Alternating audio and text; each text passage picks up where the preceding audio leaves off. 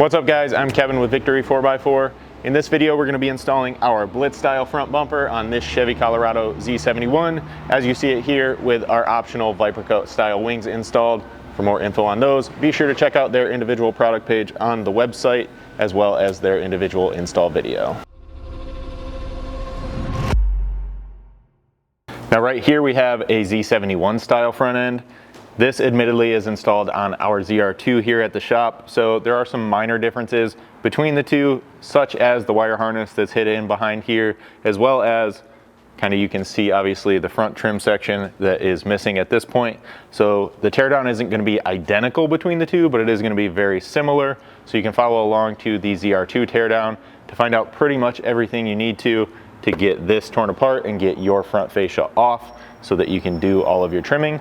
But what we want to focus on in this clip is where you're going to be trimming specifically to show you what needs to be cut out of this front end to get our bumper installed. Now when it comes to the teardown side of things, this is still our ZR2 truck. It's just got the Z71 style front end installed, so we could both prototype and build this bumper for you guys. With that being said, the only one we had a full front end to do a teardown on was our ZR2, so you're going to see me do that. Your Z71 is going to be incredibly similar. Obviously we know a couple of the small trim items and hardware items might vary a little bit, but generally speaking it's going to require the same tools, and some of your fasteners may just be in a few different locations. And then keep an eye out for any additional electrical connectors that may be in different spots than what you see in our ZR2. Aside from that, that should help you get everything disassembled, and then you'll see us do the install, of course, on this Z71 front end. So we're going to have to start off with some disassembly here on the truck. Essentially, we're going to be removing the entire front fascia assembly so that we can get this lower gray or black plastic section off of the bottom. We're going to start by removing the skid plate, so we'll get the truck raised up a bit so we can access that. One thing I will point out here real quick is you'll see that ours no longer has the fog lights in these holes. Don't worry, we'll show you that removal and disassembly here in a little bit. Those were taken out during our R&D process. So with this up a little bit higher, you can get a better look at the skid plate here. If you're going to be installing the Victory 4x4 skid plate along with your bumper, this as well as the smaller aluminum section that you'll have back in here under your differential can be removed. However, if you're just installing our front bumper for now, we'll just take this front section off. For that you need a 13 mil socket and a T40 Torx. The Torx will take care of the two forwardmost bolts up here, and then the 13 mil will take out the remaining 5 along the back.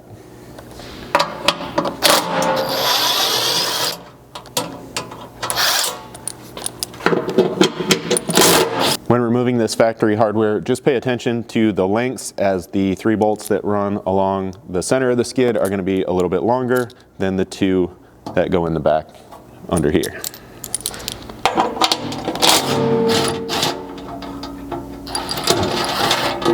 When taking out the final bolt, just make sure that you have it supported. Luckily, it is made of aluminum, so it's pretty lightweight. So we'll get this down and out of the way. Now this black steel kind of bash plate, if you will, can be removed. To access the 2 top mounting bolts, you will have to pull these plastic covers with just a panel tool or a screwdriver by getting behind the top edge here and prying out, and then that should kind of lift up, and they do have a small plastic retainer that holds them in place. From there, you'll need your 13 again to reach back in here and remove the 2 top mounting bolts for this.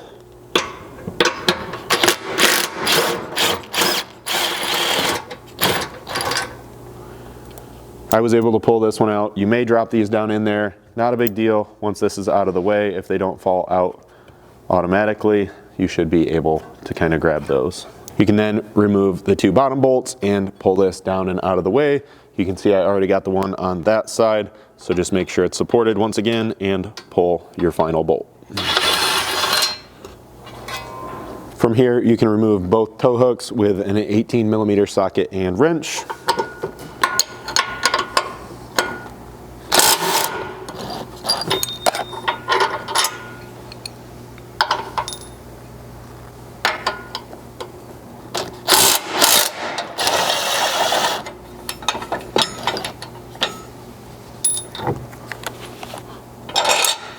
From there you can come around to your wheel openings. We got the tire out of the way to make some extra room in here. You don't necessarily have to do that to access these, but there should be 6 of these Torx head fasteners throughout here. One that kind of runs back toward the outside of the vehicle that need to be removed. For those, you need a T15 Torx.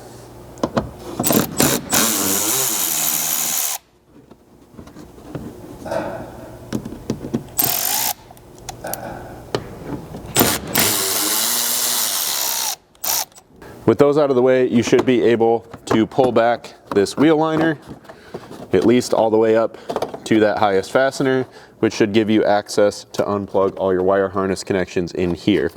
So you can see these two closest to this opening. There is another one a little further in here that you want to make sure you get as well. They're all very similar in how they disconnect. They should just have a red locking tab that needs to be pulled back, and then a small thumb tab or finger tab, if you will, that you can press down on as you pull the connector apart.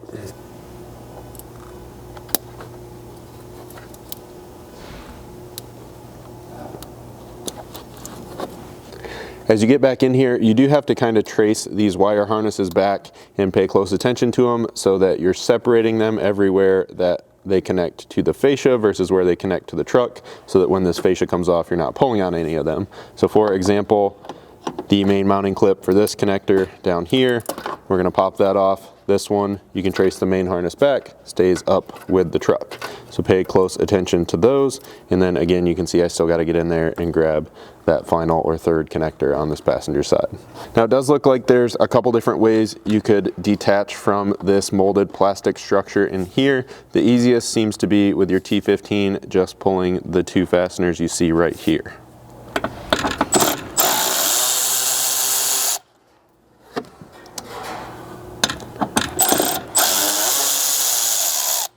You'll then kind of repeat that same process over on the other side. I will point out all our electrical connections were over here on the passenger side, but just knowing how things sometimes change from one model year to the next, it's a good idea to look for them over on the driver's side as well. Once you've done that, we can pull the flares free from the fascia, because you'll need to kind of separate the two to pull the fascia off the truck. For that, you just want to get your fingers in behind both the front and back of this flare, and then gently kind of pull out, separating the two. There's like 6 or 8 clips in behind here, kind of holding the two together. So that's what you're hearing pop as you do this. And then right about there, you can feel the top clips, basically right here where my finger are. Once you have those separated, this fascia should be able to slide out from behind this flare. Now we aren't quite ready to pull the fascia entirely off of the truck just yet. So just kind of leave that how it is here. We do have a few more screws that we got to get off underneath, as well as up top under the hood. So down here underneath, you have 4 more of those Torx head fasteners just in front of this active air dam. The order in which you get these removed isn't super critical, so you could do these kind of earlier on when you're under here taking some of this other stuff off as well.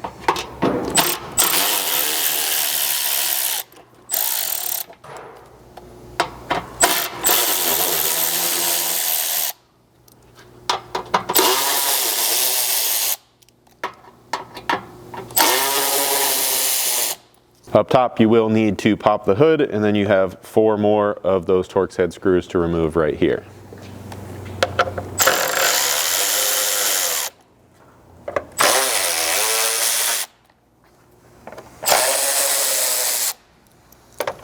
With those out of the way, you do need to kind of lift this plastic, flexing it just a bit to get it off of 2 alignment pins here. At this point, as you're getting closer to having this fascia removed, it's a good idea to grab a friend to just kind of help you catch it as it comes off the truck to prevent any damage there. At this location you see here, we've already got the flare popped, but you do need to still pop this fascia out of its retainer back in here. So with my backhand, I'm kind of getting behind the red part of the fascia itself and pulling out. That should be enough to start popping it along the seam, and then we can grab it and pull it out further along the front. You'll kind of continue that process all the way across the bottom of the headlight and even over into this area by just grabbing and gently pulling outward to free up all of these clips. At this point, the main fasteners holding this on are going to be two large clips kind of down in this area. I've already pulled out on the driver's side one. Basically, again, I'm grabbing the top of the grill here, or even getting my hand in behind this kind of painted black section there. And then you got to find somewhere firm to grab along the bottom and pull basically straight out, which seems a little bit violent, but kind of frees up that entire assembly. With this off of the vehicle, now looking at the back side of it, we have the same wire harness here that you would have disconnected in that wheel opening earlier on. You want to make sure to come down here and disconnect any clips holding the harness to the lower section of the fascia. And then you'll need a 7mm socket to remove the 3 screws holding those two together here as well.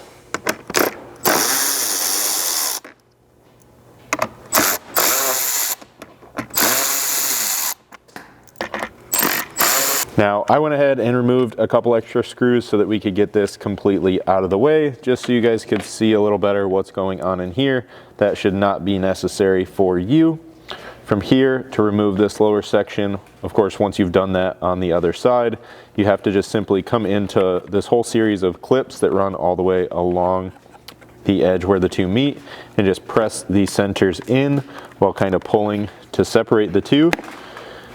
And you basically just work your way all the way across,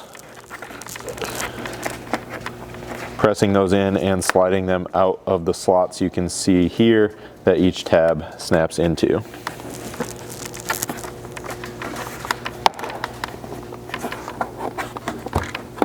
Now during this step, you guys will still have this plastic section along with the lights attached to the fascia on the top side up here, but I do want to point out that the bottom of this has a clip that holds these two together in this location. So make sure you get that disconnected as well, and you'll see us cut this in just a moment. One thing I do want to point out quick, when I mentioned earlier during the removal that there would be 2 clips toward the center of the grill, there is actually 3 because there's one in here as well. So pay close attention to that. Moving back to getting this lower section removed, again, you're just popping all the clips throughout here, and then you'll just need to kind of lift up and wiggle that free, and this can now be tossed to the side. While the fascia is still off the truck, this crash bar needs to be removed. Before this can come all the way off, you have to get kind of up behind here and remove a couple more of those small coarse thread screws with your 7mm socket. Now you're not really going to be able to see this here on video because it's up in this kind of tight cavity here. They're running from the back to front if you just follow this flange straight up and threading into the backside of this crossbar. So you can see what we're working with here to access those, and then once we get this all out of the way, we can kind of point out where those are as well.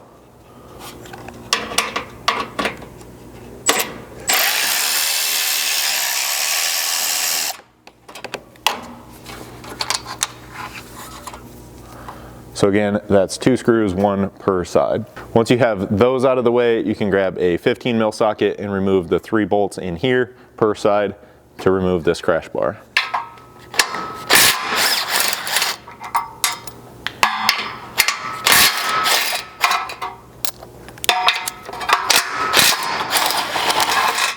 I already pulled the hardware out on the other side, and then behind here there's just a small tab that locks in to kind of support it, so we should just be able to lift up and pull this off of the truck. Now as we spin this around, you can see the clip nuts in the back side of this crash bar, as well as the mounting holes, if you will, for those 2 small screws that we removed just a minute ago. Now at this point is when you're pretty much ready to reinstall your fascia.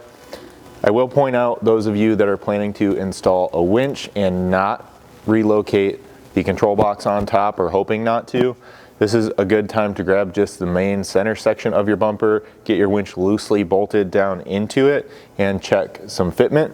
You can kind of hang that front center section up on the truck with the information you're going to see in the next couple minutes of this video, and kind of check all those clearances. The main thing that you may have to modify is this lower air dam section on this kind of active shutter system here.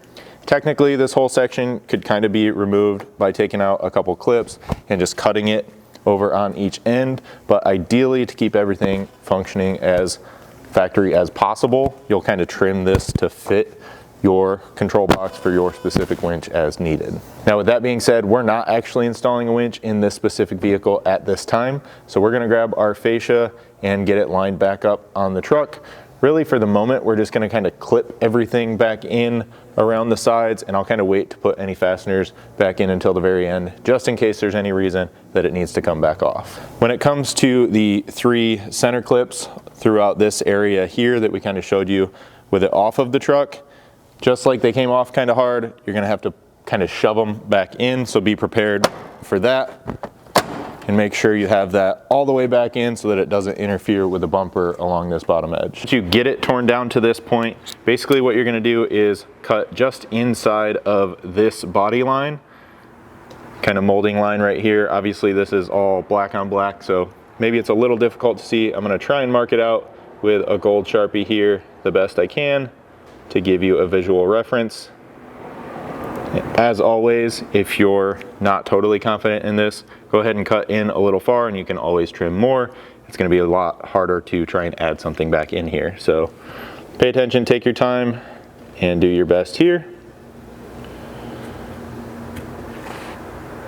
Hopefully having this kind of all the way marked out gives a little clearer picture here, but again, you can see we're basically just roughly a 1/16 to an 1/8 inside of this body line out here on the edge. And then you basically just carry that all the way up the top, just above the kind of molded line you see here. Up top, it gets pretty easy to take your Sharpie and just sort of trace along this and carry it in toward the center of the truck. And then once you get in here toward the center of the truck, you're basically just looking for these 4 kind of little standoffs, if you will, and you're gonna snip those in a very similar fashion just below the molded plastic line. And then kind of carry that same line we just marked out over on this side all the way across to the driver's side. Once you have all that marked out, obviously you're ready to cut. There's a lot of different ways you can do this. We find ourselves typically using a cutoff wheel and an air saw or a body saw. That works best for us, but obviously there's a lot of different tools you can use to cut plastic, so use what you have available and are most comfortable with. And then if you do choose to cut yours with it hung on the front of the truck right here rather than off on a bench or a cart, again, just be very cautious of everything that's in behind here, whether it be lines or electrical wires or whatever the case may be.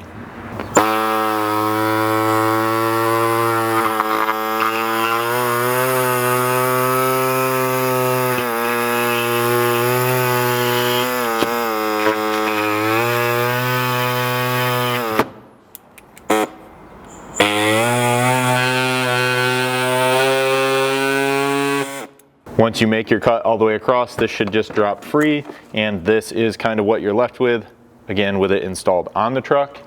Now that it's out of the way, you have a little more room to come back in here and clean up all of these rough edges, but keep in mind that most of this is going to be hidden behind your bumper, so kind of use your discretion there for how much time you want to spend cleaning that up and smoothing it out. So here is that bumper that's going on our Z71 style front end here. A couple key differences between this and that ZR2 front bumper that I'll point out. This one does have cutouts and mounting tabs for pod lights. I have here a couple of Baja Design Squadrons that we're going to be putting in there, but obviously you can choose the pod that you prefer to go in those hole locations, but that does differ from the ZR2 front end where we used the factory fog lights from that truck.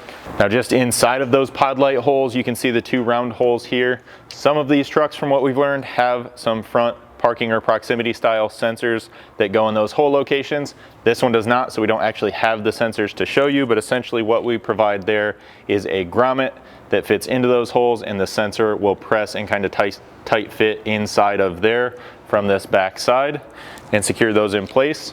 Those of you that don't have those, you're simply going to find the provided plastic hole plugs in your hardware pack and snap those in there. Kind of word to the wise, if you will, a little bit of black RTV on those will help retain them in place long term.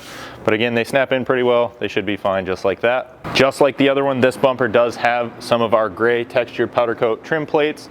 The front center one here is going to be identical. So this one again just goes in with 6 1/4 20 button heads, and then these outside ones go in with 4/4 20 button heads, but you're gonna wanna hold off on these because using these lower holes on the outside is how you're gonna access the main mounting hardware to the bumper when bolting it up here on the truck. So install the center one, hold off on these till the end.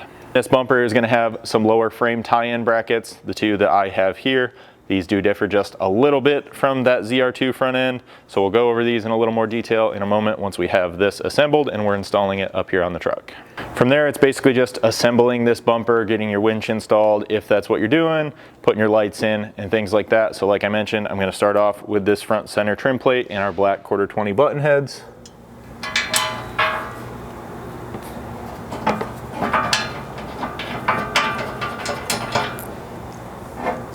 So for these, you just need your 5/32 hex to tighten all 6 up, and then I'll spin this thing around and we can go over those light mounting tabs. Now on the back side, you can see we've got our center light bar mounting tabs inside of here. Again, roughly 22 inches apart on those, and then we'll slide our light in here. We've got to get our spacers at the appropriate width, and then it's just going to be a matter of both aiming this and tightening it up. You can reach in and access the hardware later on to kind of better aim this once you have it wired in on the truck as well. So here's our Baja light. These you do have to assemble with the provided hardware and bracket from Baja, and once you have those bolted up, they'll slot down into our slotted mounting tab, and then you can install the nut and washer on the bottom.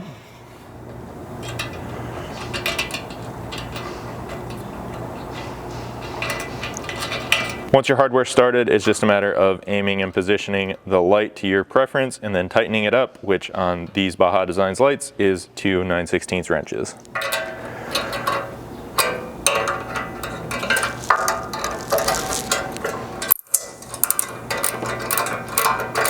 So at this point, once you have all those lights in and your front trim plate on the bumper assembly side of things, the only thing you may have left to do would be to install a winch. Once again, if you're doing that at this time, with those, much like on the ZR2, we do recommend relocating that center winch controller.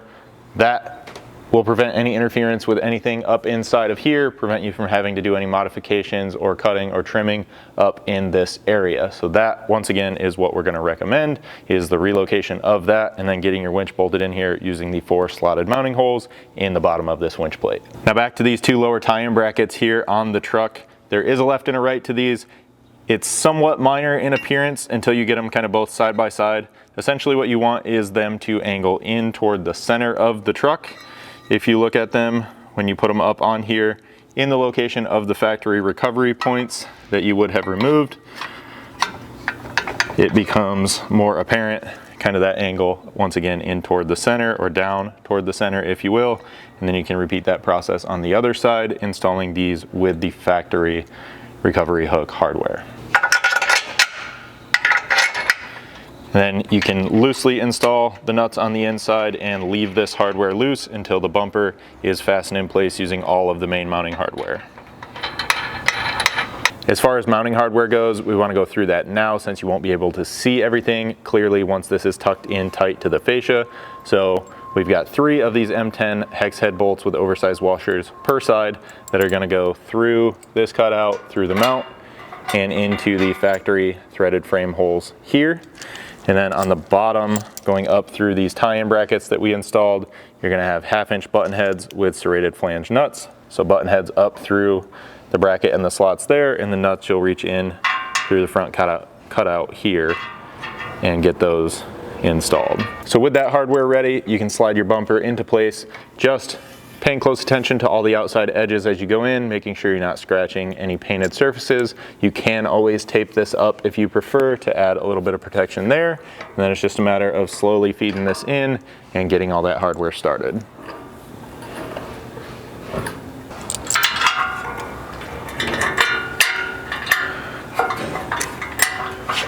Now for this main hardware, as you go to tighten things up, you're going to need a 5/16 hex. You'll need a 17 mil socket for the 3 back in on that main mount. And then you just want to make sure you get everything lined up as good as possible during this step. So checking gaps all the way along the outside perimeter of the bumper and raising and lowering things as needed. Also side to side, making sure that you don't have a big gap on one side and not on the other. And then you can slowly work to tighten this stuff up. And again, you may have to loosen some things and make some minor adjustments here, but take your time during this step and get the best final overall fitment. With these lower brackets as well, make sure to just push them all the way back.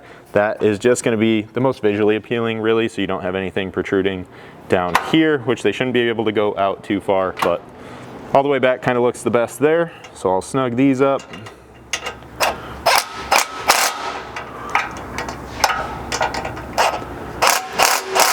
And then with our 17, you will likely need a swivel or a wobble here to get all the way up in on those top two specifically. But we'll tighten these up. Once again, paying close attention to the bumper fitment.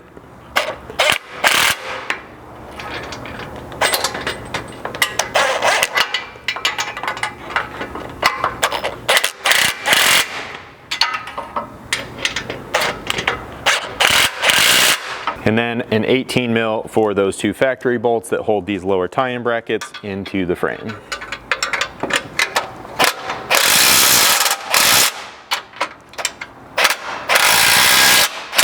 With all your main hardware tight on the bumper, you can then install these auto trim plates. If you still have this bracket installed on your truck or on the bottom side of your fascia just behind here, it will need to temporarily be removed so that you can reach in here and access the inside of that mounting hardware. And then this can be reinstalled following that up over the top of here and in behind the fender liner, back in there, and then reattached with the 10mm head hex bolts that held it in from the factory. Much like that outer trim plate on the front, these are going to install with black 1/4 20 button heads. So go ahead and get all 4 of those started. And once again, these will get tightened up with a 5/32 hex.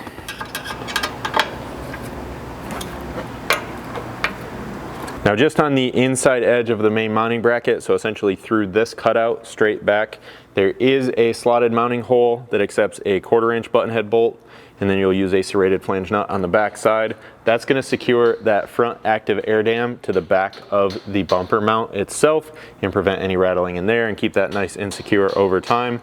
Without a winch in here, you can get to that now and get that started relatively easy through all these access holes. With a winch in here, ideally you would have actually put that on and slid it into position with the bumper itself and then reinstalled the 2 mounting screws down on the bottom to this factory cross member that runs along this bottom edge. So totally depends on how you're installing this. Hopefully you watch the entire video before you get to this step. Either way, pretty straightforward with some 1/4 20 bolts.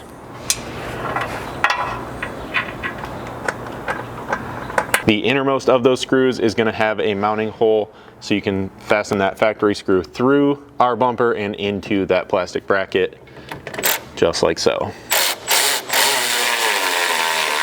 From here, it's always a good idea to go back through and just double check all of your mounting hardware, all the hardware for your trim plates, and even just make sure that all your lights are tight and plugged in if you've got them wired already. If not, that wiring is up to you. So get them wired into your switch controller, individual switches, whatever best suits your needs there.